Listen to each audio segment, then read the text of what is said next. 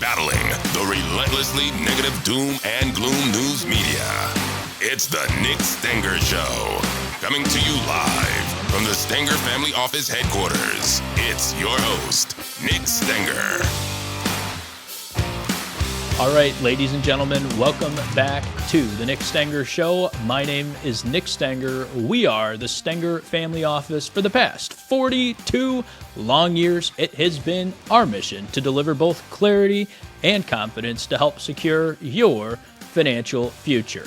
Welcome back to the show. This is episode 128. Don't miss the data. And what is it that I tell you every week? It's all about getting the data, math, statistics, the reasons why you ought to stay on your plan. The exact opposite of all of that, the data, math, statistics, reasons to stay on your plan, the opposite is called narrative. And there's plenty of narrative going around out there today, not only coming from the doom and gloom media, but also coming from CEOs, in particular Jamie Dimon, who we will talk about in just one second. But there's a bunch of stories that we are watching, things that are going on. It's not causing us to get bearish, by the way. It's actually causing us to get more bullish. Somebody sent me a note coming out of one of the big research banks this morning that wealthy investors, wealthy families, for example, have been actually selling their stocks. They've been going into alternative asset classes, buying bonds, buying treasuries.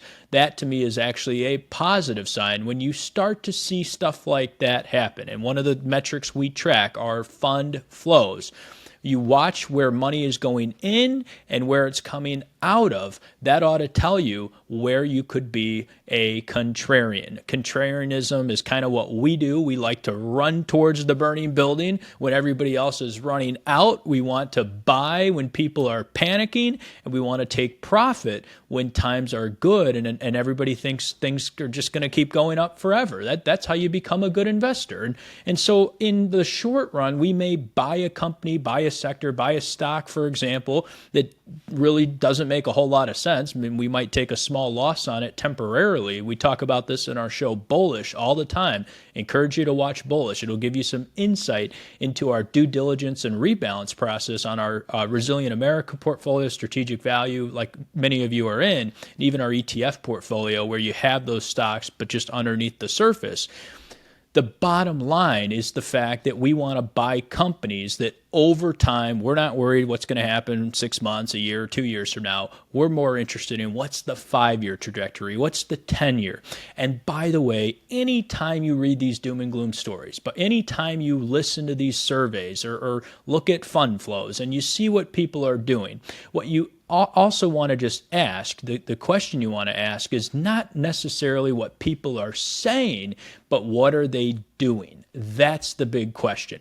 Most CEOs and management teams have been incentivized now. They've learned this, that it's better to give low estimates and then beat those estimates, say that the world's coming to an end, that there's doom and gloom right around the corner, that, our earnings aren't going to be as good as analysts thought, and see their stock temporarily go down 3 or 4%.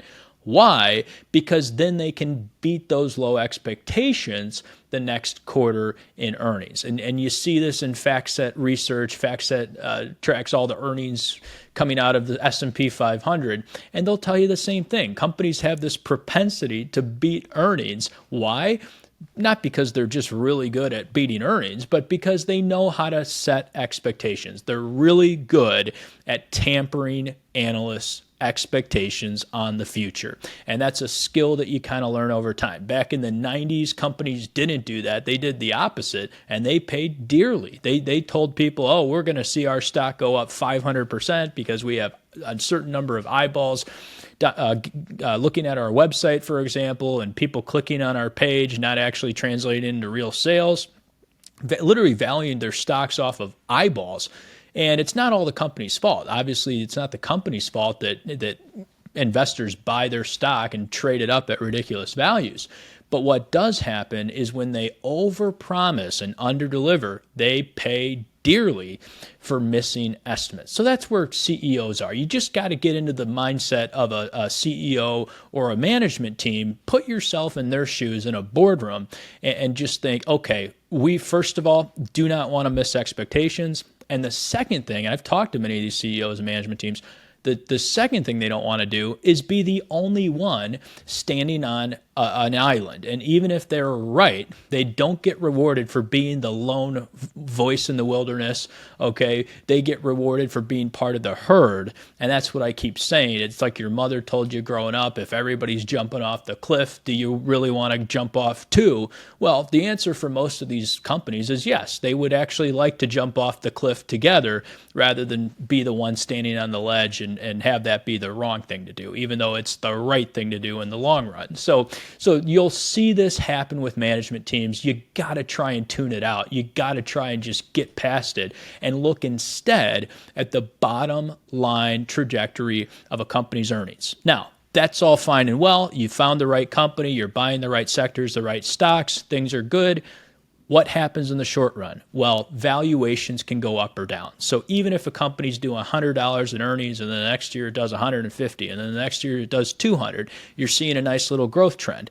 If the valuation for those earnings gets out of whack, either way too high or way too low, that stock will really fluctuate. And that's where stock market volatility comes into play, is sometimes the market says something's overvalued.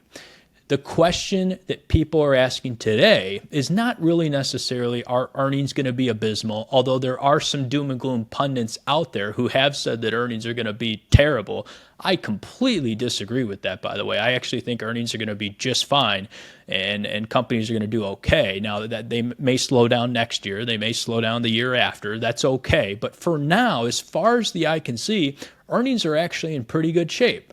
Because of that, what people are instead pivoting to is, where's the Fed going to be with interest rates? And we've talked about this for a bunch of episodes now. I've pointed out the fact that a 5% treasury like we're at today can really impact the value we place on profits. That's why when you look at the top, they used to call it the FANG stocks. Now they call it the Magnificent Seven. It's the top 7 companies that have done so well: Apple, Microsoft, Amazon, all those stocks that are just doing very well this year in 2023, everybody's saying are overvalued. I disagree with that for a couple of reasons, but one of them is the fact that last year these stocks traded off like 20, 30, 40%. And so a lot of the rally this year in 2023 is simply a recovery back to those all-time highs. And if you actually look at stock market performance and you look at the large cap sector, the mid caps, the small caps, for the past 3 years coming out of COVID, out of the blows of the summer of 2020, mid cap and small cap have actually produced a little bit of outperformance. And we've been talking against those for a while. We sold out of small caps. I believe it was 2021. You have to fact check me on that, but I think it was 2021. So you say, okay, why would you sell small caps if they're outperforming? If we go further back, and this is what you have to be really careful of with analysis, you can't just look at a small time frame. You need to look at structural history over a long period of time. If we look at 5 years, 10 years, 15 years now, those Magnificent Seven stocks that are considered large cap, even mega cap in some places, have really driven market performance and outperformed every other place on earth. That's where some of these analysts are getting nervous. I just saw a report, I think it was Credit Suisse today, that came out and said, one of their analysts came out and said that there's no way the Magnificent Seven can keep going up, and the entire market return depends on the Magnificent Seven. Well, first of all, I think they can keep going up. You have to remember, Apple making these iPhones here is just an incredible business. It's such a monopoly. If you leave the Apple ecosystem, you are now ostracized from your family group chat. There's not a whole lot of companies and products out there and services where if you leave that company's service, you're now ostracized from your family. Okay, you can't say that Apple, in my opinion, you can't compare Apple to companies from the 80s, the 70s, the 60s, the 50s. It's just not the same thing. It's not a commodity. Apple does not make commodity products. Same thing with Microsoft, which has really transformed itself into this cloud business. Same thing with Google. And I'm not telling you to go out and buy these stocks. None of this show is investment advice. You know that. But just to use them as examples, that think twice before you say that things are going to plummet because of the Magnificent Seven. Same thing with Facebook. We covered this on Bullish, and we talked about how Facebook has, I think, 3.5 or 4 billion monthly active users. Well, that's like half of the world's population. There's not a whole lot of companies in history or on earth today that have that many users, that many customers. So these are the things we look at when we buy companies. We want to look for these structural advantages, wide moats, all these wonderful things that a company has in place that sets it apart. That's why not every single company in every single sector is a buy. Even if you're going to go out and buy energy stocks, for example, not every energy company is created equal. ExxonMobil is managed differently than Chevron. Chevron's managed differently than ConocoPhillips. ConocoPhillips is managed differently than BP. You see, and so because of this, you have to get smart about what you're buying. Some people just put all their money in all the stocks and hope it works out. That's been okay. But what happens sometimes is a lot of those companies in downtimes become unprofitable. And that's what I think we're headed towards today. We're headed towards more unprofitability on the lower quality companies and sectors. You're seeing this with small caps. We've kept you away from small caps. It's been a wonderful move here for a while. The reason why is because small caps, for example, are facing increased financing costs. And so these are the things you have to think about. Now, once we get past the E in the PE equation, the earnings, what are companies doing? Are they profitable? Do they have good business models? Are they debt-free? Are they low debt at least? Things like that. We answer all those questions first. The secondary question becomes, what's the right P in the PE ratio? Price to pay for those earnings. And so in the short term, that P number adjusts significantly based on interest rates. The Federal Reserve holds the toolbox to say, okay, what are short-term rates going to do? They don't really control long-term. Long-term is all based off of the market. And that's why we watch what's called the yield curve. We want to see what do markets think yields are going to be in a year, 2 years, 3 years, 4 years, 5 years. Well, right now we're sitting at an inverted yield curve. And this is the biggest thing driving price on stocks. It's not a question of, is Facebook going to be profitable 2 years from now? I would argue they will be. I think they'll actually be more profitable. Same thing with Google. Same thing with Microsoft.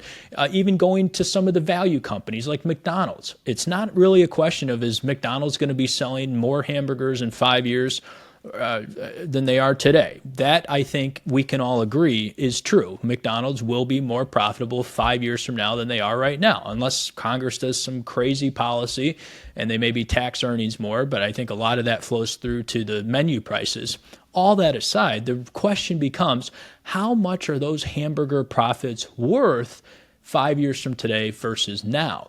And because of that inverted yield curve, we are sort of in this unprecedented phase of the market. It's not that these inverted yield curves haven't happened before. However, it's just the fact that we've had record earnings at the same time as having record high increases in inflation. And because of that, the Fed has had to raise these short-term rates to 5.5%. I tend to think they're eventually going to get to 6%. That leads me into one of these doom and gloom articles that just came out, the Wall Street Journal this morning. U.S. inflation accelerated in August as gasoline prices jumped. This is what I've been calling attention to, that I did not think inflation was done going up. U.S. inflation accelerated in August due to a jump in gasoline costs, but underlying price pressures were likely mild enough to keep the Federal Reserve on track to hold interest rates steady next week. So they've got this meeting coming up soon. They're going to decide on a rate hike. That's really going to move markets, I think. There's another meeting in November this year. That could move markets. And so these are some of the things in the short term to pay attention to as an investor. Not because you want to trade your account, not because you want to decide when to get in and when to get out, only to track it, because be aware of the fact that we could see some price pressure on stocks if rates stay higher for longer or even go up from here. Rate hikes really aren't even in the question. They're not even priced into the stock market's level today. In fact, rate cuts are being priced in as early as 2024, and that's where you could see some doom and gloom. You could see some volatility in the short run. The second story that I've got is that tracking of the Russia-Ukraine conflict, and you saw this come out of CNBC here. This was this morning. Kim and Putin talking about Kim Jong-un. Kim and Putin talks end after 2 hours, leaders hail alliance stretching back to Cold War era. North Korean leader Kim Jong-un and Russian President Vladimir Putin have held talks at Russia's space rocket launch site Wednesday, praising their long-standing alliance and shared perspectives. Putin said Russia had supported North Korea since the Cold War era, while Kim said he hoped both countries will always be together in the struggle against imperialism. This is something to watch too. Again, not because you should be doing something with your portfolio, but I've warned you that there is a black swan event coming. There will be a doom and gloom event that triggers a stock market correction. So just be mentally prepared for this. And if you've got some dry powder, you got some cash, you've got some money like we have our clients sitting in some short-term treasuries, that would represent a buying opportunity. Stocks could drop 10, 15, 20, 25%. Use that as an opportunity to buy companies for the long run. And if you've followed us now, all these episodes and even the articles going back to 2019, and if you followed the quarterly research that I've done before that, well, you know that every single time that we have one of these black swans or one of these significant corrections, what have I told you to do?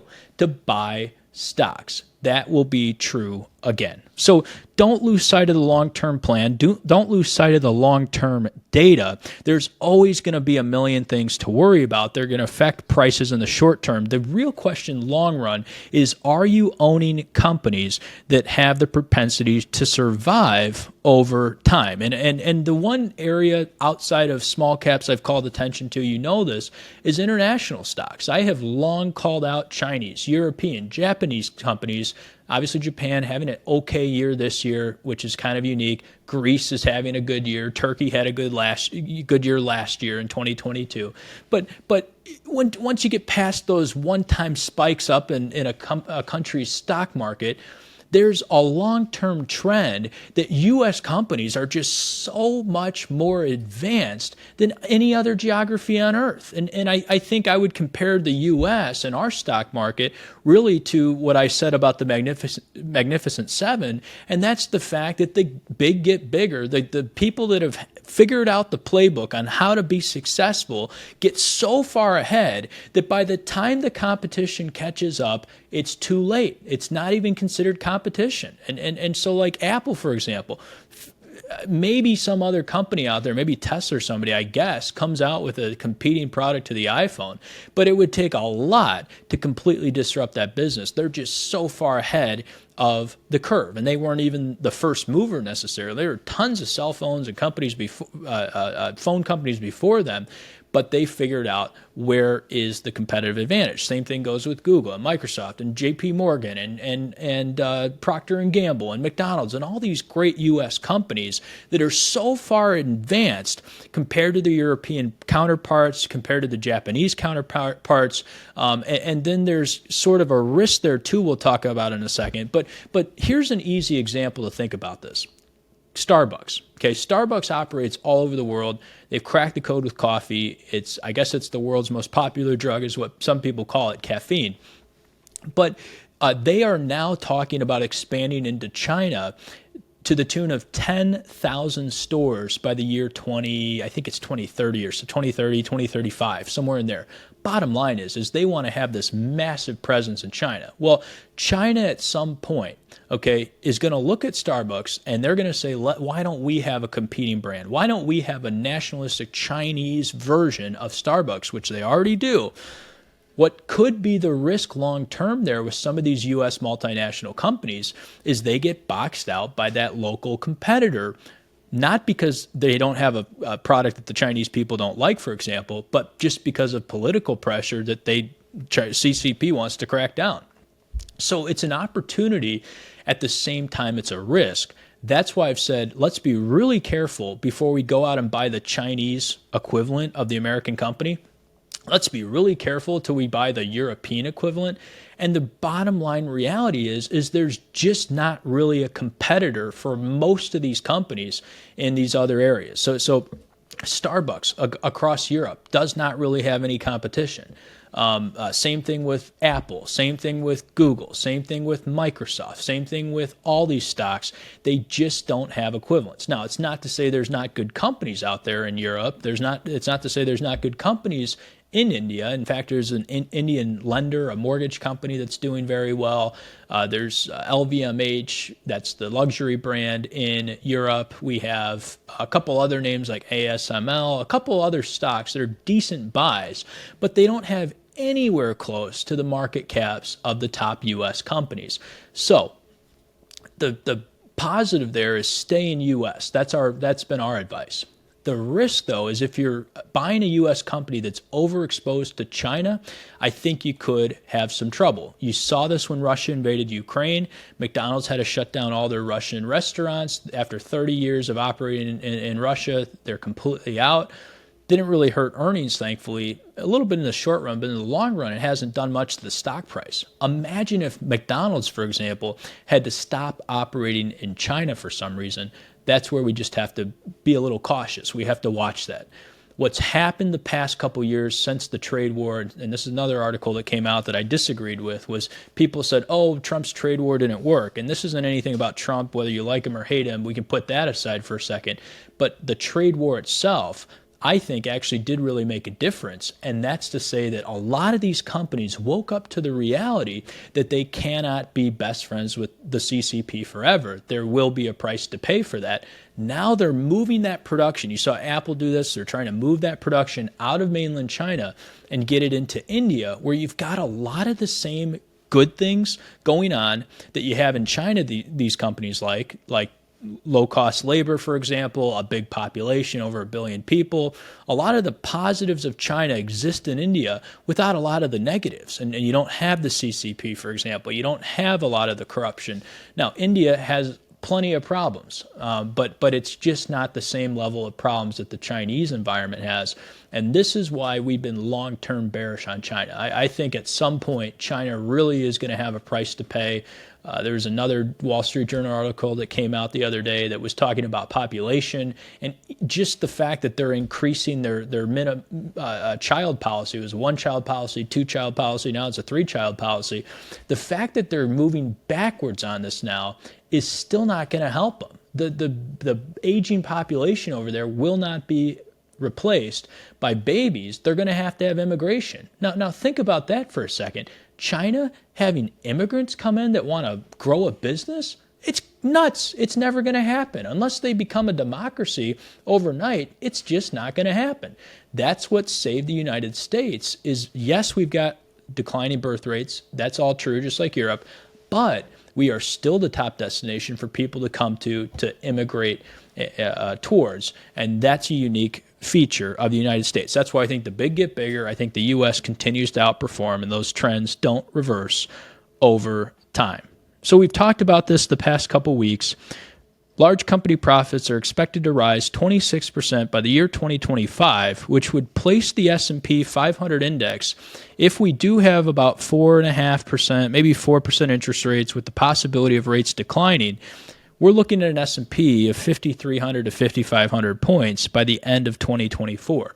Again, what impacts that is not necessarily that the profits are going to go up. I do think profits will rise. The thing that impacts that value on the S&P the most is what are rates going to do. Now, the bond market thinks rates are going lower. That's the bottom line. The 30-year is lower than the 1-year. That means rates for the future are going to be lower than they are right now. I do think that's true. There's no way we're going to be able to sustain rates like this. But the real question is going to be, when do those rates get cut? So you're saying, Nick, I'm looking for that 5,300 number, and we fast forward to next year, December of 2024, and let's say we're only at 5,000. You're going, Nick, how could you be so wrong? We thought you said you were going to be at 53 or 5,500. Well, nobody knows what the right price is to put on those earnings. I'm just making a comment that if rates do sort of stabilize and come back down to the levels they're supposed to be at, where the bond market thinks they're supposed to be, that's the fair value of the S&P at those profit levels. So stay bullish. All of this to say, do not panic. Don't jump ship. Don't the next time a black swan comes out or something happens with Russia and we enter a hot war, which I really hope we don't, for a variety of reasons. But whatever happens, with these doom and gloom events, do not buy into this narrative. And this gets into Jamie Dimon, remember JP Morgan's CEO, that said the economy is on the brink of a collapse thanks to proposed banking regulations. He cites 4 or 5 other doom and gloom stories. And he does bring up a good point with the banking regulations. This is this Basel III that the politicians are putting forth. This is a proposal that would increase U.S. bank capital requirements higher than the levels that European banks have to have capital at. And so that's not a good thing. This is something that's really slowed down growth in Europe. But why I think it's not the big issue that he thinks it is because, number one, I do not think we're going to end up at these levels that the European banks are. I don't think we're going to end up higher than them for sure. The other issue is our system has structural positives that the European system doesn't have. We have a population that is entrepreneurial. We have immigration. We have wonderful, wonderful things going on. So even with the slowdown in capital, I think this is just an overreaction. It's overly doom and gloom. Remember, he hasn't always been right. Dimon hasn't always been right about these calls. In June of 2022, he said we were due for an economic hurricane. That just didn't come true. Then at the end of 2022, he said that the S&P would drop 20% in 2023. And so just imagine listening to these predictions. And by the way, JP Morgan's one of the top holdings in our portfolio. I think Jamie Dimon's a brilliant guy. I really like him. I think he's got he's run the company just fantastically.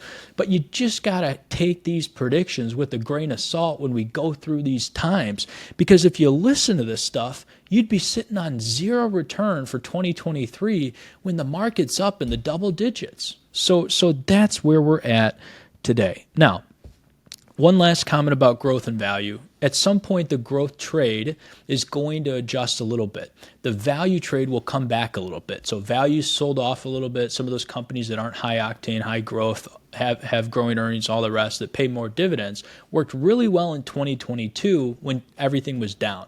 And if you looked at most dividend strategies last year, they were up in the single digit range when the market was down 22%. That really worked. Well, this year it hasn't. It's all reversed. Growth is back off to the races. Just remember that some of that will normalize over time. So don't get so wrapped up in the fact that maybe value's down a little bit this year. What usually happens is once growth outperforms, it's not that it comes back to the levels that value stocks are at. It doesn't correct down. Instead, what happens is value actually catches up. Some of these companies that have just sort of putzed around for 2023, they're only up 5, 6, 7%. Okay, they usually statistically catch back up with the rest of the market. I think that's what you're going to see. You're going to see this participation from the other stocks in the index that are not part of the Magnificent Seven. And if you look at the valuations there, they're cheap. They're not the cheapest they've ever been, but they're cheaper than they've been the past couple years given their earnings. And that's why I think you really should not get overly bearish. Consumers are still spending money. We're burning off a lot of the excess savings that's fueling spending. People will turn back to credit cards and debt, which debt, by the way, is at an all-time low relative to income. It's very low. Credit card balance is very low still.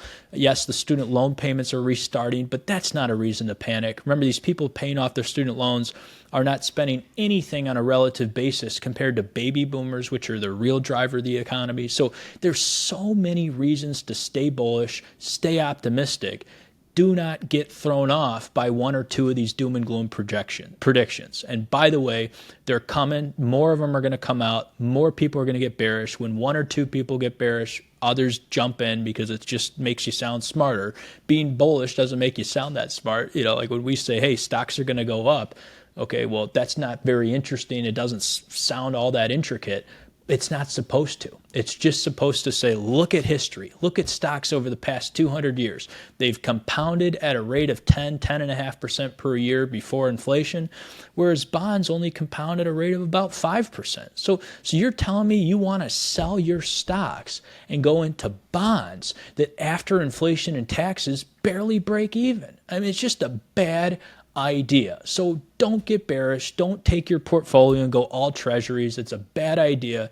And then one of the posts I put out on LinkedIn, if you follow us on social media recently, I said, watch out for target date funds that have over allocated to the long-term bonds, the international stocks, all the stuff we talk about. Just be careful about that. Stay in the best quality, stay in the highest quality names.